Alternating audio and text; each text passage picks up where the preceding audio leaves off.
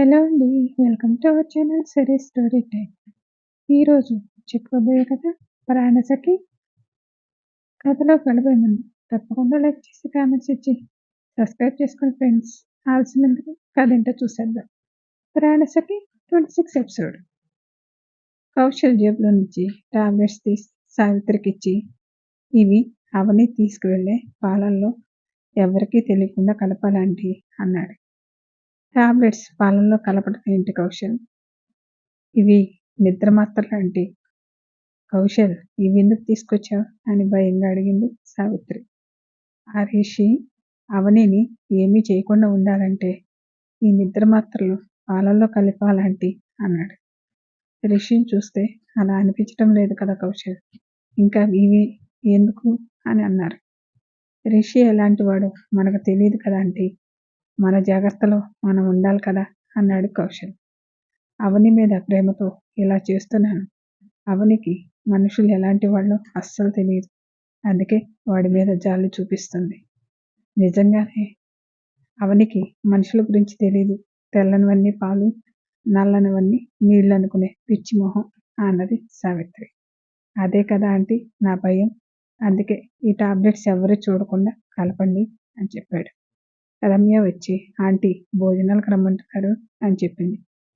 భోజనం అయిన తర్వాత మూస్తుంటే ఏమవుతుందని పిల్లల్ని గదిలోకి పంపించాలని జానకమ్మ గారు హడావిడి చేశారు.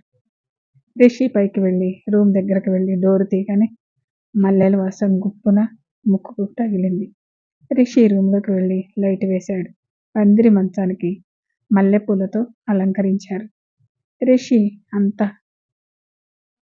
రూమ్ అంతా మల్లెపూలు కట్టారు. అక్కడక్కడ లిల్లీ మాల దండలు వేలాడదీశారు.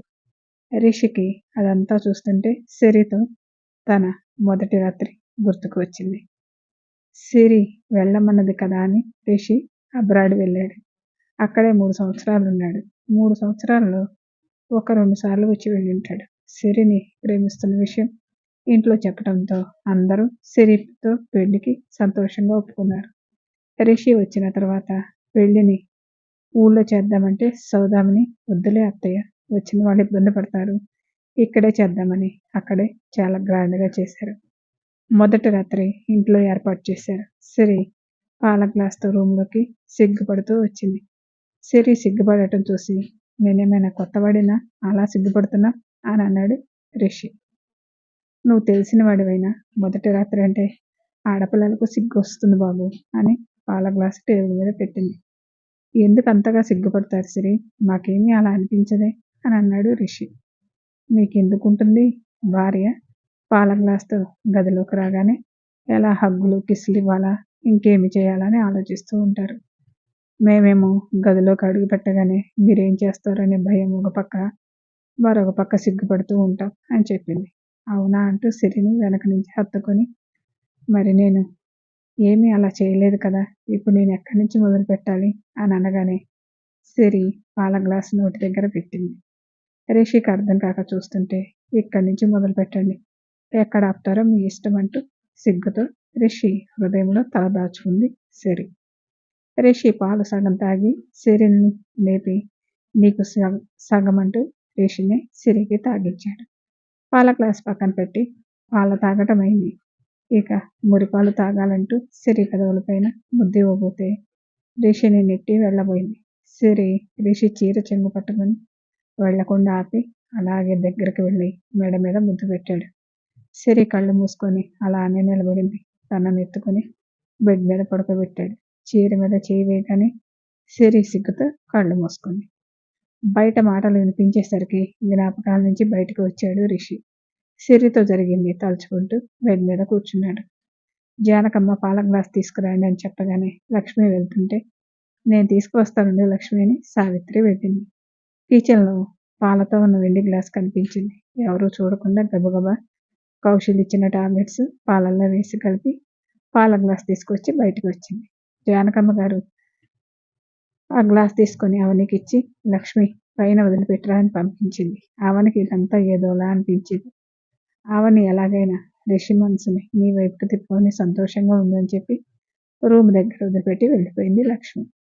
లక్ష్మి వెళ్ళగానే అవని ఊపిరి తీసుకొని డోర్ తీసి లోపలికి వెళ్ళి, రిషి గారు అంటూ వెనక్కి తిరిగి ఆశ్చర్యపోయింది. రిషి బెడ్ మీద శ్రీకృష్ణుడి పోజులో పడుకొని మల్లెపూలను చేతిలో తీసుకుని వాసన చూస్తూ కనిపించాడు. అవని తన కళ్ళజోళ్ళ నుంచి కళ్ళు కోడిగుడ్లంత చేసుకొని చూస్తూ రిషి దగ్గరకు వచ్చింది. రిషి అవనిని చూసి, నాకిప్పుడు పొట్ట ఫుల్గా ఉంది, ఎగ్స్ ఏమీ వద్దు అన్నాడు. అవని తన చేతిలో ఉన్న పాల గ్లాసు వైపు డౌట్గా చూసి, నేను తీసుకొచ్చింది పాలు, ఎగ్గులు కాదు, నా కళ్ళజోడు ఒకసారి ఇవ్వమంటారా ఏంటి అని వెటకారంగా అన్నది.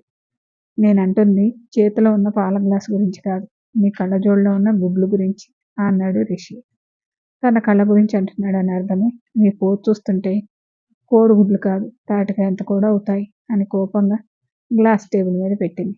అదేంటి పాలు చేతికి ఇవ్వకుండా అక్కడ పెడుతున్నా అని అడిగాడు. మీరేమైనా నిజమైన శోభనం పెళ్లి కొడుకు అనుకుంటున్నారా? బెడ్ మీద కృష్ణుడి పోజులో పడుకున్నారు, పడుకోవటం కూడా తప్పేనా అని అమాయకంగా మొహం పెట్టాడు రిషి. ఇదిగో ఇలా అమాయక వేషాలు వేస్తేనే ఒళ్ళు మండుతుంది అన్నది అవని. ఒళ్ళంతా మంటగా ఉంటే వెళ్ళి చన్నీళ్ళు పోసుకో, ఎవరొద్దన్నారు? రిషి గారు అంటూ నడి మీద చేతులు పెట్టుకుని కోపంగా చూసింది. రిషి పైకి లేచి, ఏంటి నువ్వేమైనా సత్యభామని అనుకుంటున్నావా అని అన్నాడు. మీకు అలా అనిపిస్తే అలానే అనుకోండి, ఎవరు కాదున్నారు? నిన్ను కట్టుకోబోయేవాడిని తలుచుకుంటే పాపం అనిపిస్తుంది. అందుకేనా తమరు తాళి కట్టారు అన్నది. తమరి సంగతి తెలియక చేసిన పొరపాటు తల్లి, దాన్ని ఇప్పుడు సరిదిద్దుకోవాలని అనుకుంటున్నాను. సరే మీరు ఆ పనిలో ఉండండి, నాకు నిద్ర వస్తుందని బెడ్ మీద దిమ్మి తీసింది. కష్టపడి పాలు తీసుకొచ్చావు కదా, ఇస్తే కొంచెం తాగి పెడతాను కదా అన్నాడు రిషి. పాలు కావాలా నాయనా, ఉండు ఇస్తాను అంటూ టేబుల్ మీద గ్లాస్ తీసుకొని రిషి చేతికి ఇస్తూనే తనే గబగబా పాలన్నీ తాగేసి రిషి చేతికి ఖాళీ గ్లాస్ ఇచ్చింది. రిషి ఖాళీ గ్లాస్ వైపు అవని వైపు చూశాడు. పాలల్లో బాదం కుంకుమ పువ్వు వేశారు, చాలా టేస్టీగా ఉన్నాయి అన్నది. ఎందుకుండవు, కుడితలాగా మొత్తం తాగేసావుగా అన్నాడు. నేను తాగి సగం ఇవ్వటానికి మీరేమైనా నా మొగుడు అంటూ ఊగిపోతూ ఏదో మొత్తలో ఉన్నట్లు అన్నది. ఏయ్, నువ్వు తాగింది మందు కాదు, పాలు, ఎందుకలా ఊగుతున్నావు? నన్ను మందు తాగానంటావా? ఆ రోజు కూడా నేను తాగి డ్రైవ్ చేసి నీ భార్యని చంపానన్నారు. నేను అలాంటి దాన్ని కాను, నాకేమీ తెలియదంటూ రిషి మీద పడిపోయింది. దీనికి ఏమైంది, తాగినోడు పడినట్లు పడిపోయింది అని తన మీద నవనిని నెమ్మదిగా బెడ్ మీద పడుకోబెట్టి పైకి లేచి నిలబడ్డాడు. మల్లెపూల మధ్యలో పడుకొని ఉన్న అవనిని చూడగానే ఎంత ముద్దుగా ఉంది అంటూ కళ్ళకున్న కళ్ళజోడును చూసి తన అందానికి దిష్టి తగలకుండా ఇది ఉంది అని నవ్వుకుంటూ దాన్ని తీసి పక్కన పెడదామని ముందుకు వంగి తీస్తుంటే, నేనేమి సిరిని చంపలేదు రిషి గారు అంటూ రిషి వీపు మీద చేయి వేసింది. కళ్ళజోడు తీసి పక్కన పెట్టి అమాయకంగా కనిపిస్తున్నావని మొహం చూడగానే, నువ్వు అన్నది నిజమైతే బాగుంటున్నావని, కానీ నిజం అది కాదు, నీకు తెలియకుండానే నువ్వు యాక్సిడెంట్ చేశావు, అందుకే నువ్వే సిరి చావుకి కారణమని తెలిసినా ఏమీ అనలేకపోతున్నానంటూ అవని వైపు చూశాడు. నీ పెళ్లిని చెడగొట్టి నీ సంతోషాన్ని నాశనం చేశాను, ఎలాగైనా అందరికి నిజం చెప్పి ఆగిపోయినా నీ పెళ్లిని జరిపిస్తానని అవనికి బెడ్షీట్ కప్పి రిషి వెళ్ళి సోఫా మీద పడుకున్నాడు. ఇంటికి వెళ్ళిన కౌశల్కి రాత్రంతా నిద్రే పట్టలేదు. ఉదయాన్నే లేచి బయలుదేరి వెళ్తుంటే, కౌశల్, ఇంత ఉదయాన్నే ఎక్కడికి వెళ్తున్నావు అని అడిగింది పార్వతి. మమ్మీ, ఆఫీస్కి వెళ్తున్నానని అబద్ధం చెప్పాడు. కౌశల్, నువ్వు చెప్పేది నిజమేనా అని అడిగింది పార్వతి. అదేంటి మమ్మీ అలా అడుగుతున్నావు? అవనిని వెతకాలన్నావు కదా, అందుకేలే అలా అడిగాను. అవని ఎక్కడుందో తెలిసింది మమ్మీ, అందుకే ఆఫీస్కి వెళ్తున్నాను. అవని ఎక్కడుందో తెలిసిందా? మరి మాకెందుకు చెప్పలేదు? రాత్రే తెలిసింది మమ్మీ, నేను వచ్చేసరికి మీరు పడుకున్నారు కదా, అదే చెప్పలేదు. ఇప్పుడు కూడా చెప్పకుండానే వెళ్తున్నావు కదా కౌశల్? చూద్దాం అనుకున్నాను, ఆఫీస్ పనిలో పడి మర్చిపోయాను మమ్మీ అని చెప్పి వెళ్తుంటే, ఆగు కౌశల్, నువ్వు చెప్పేది నిజమేనా? ఒకసారి ముకుందం గారికి ఫోన్ చేసి నేను మాట్లాడతానని పార్వతి అడిగింది. కౌశల్ కంగారు పడుతూ, ఇప్పుడు ఎందుకు మమ్మీ, తర్వాత మాట్లాడదాంలే అన్నాడు. నువ్వు ఇప్పుడు ఫోన్ చేయకపోతే నేను మీ డాడీ అక్కడికే వెళ్ళి విషయం ఏంటో తెలుసుకొని వస్తాం అని అన్నది పార్వతి. ఏంటి మమ్మీ, చెప్తే వినవు? ఇప్పుడు మీరు వెళ్తే వాడిని మరి మీరేదో అనుమానంతో వచ్చారని అనుకుంటారు కదా. సరే ఉండు, నేనే ఫోన్ చేసి ఉంచుతాను, మాట్లాడుదురని ముకుందంకి కాల్ చేశారు.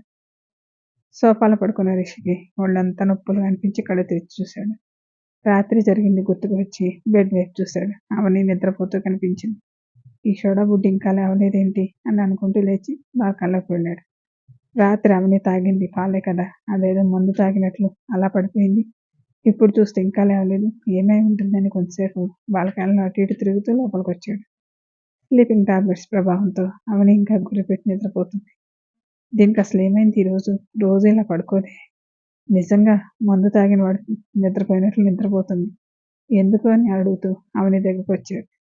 అవని తెల్లవారి చాలాసేపు అయిందిలే అని పిలిచేది. కొంచెం కూడా కదలలేదు.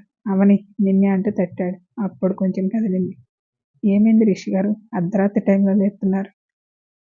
హలో సోడాబుడ్డి, కళ్ళు కొంచెం తెరిచి ఆ కళ్ళకు భూతద్దాలు పెట్టుకొని చూస్తే అర్ధరాత్రో లేక తెల్లవారిందో నీకే తెలుస్తుంది అన్నాడు. అవని కళ్ళు తెరిచి బాల్కనీ వైపు చూసి, అవును, సూర్యుడు వచ్చాడు. నేనేమైనా చంద్రుడు వచ్చాడని చెప్పానా? మనం గదిలోనే ఉంటే మన మధ్య నిజంగానే శోభనం జరిగిందనుకుంటారు.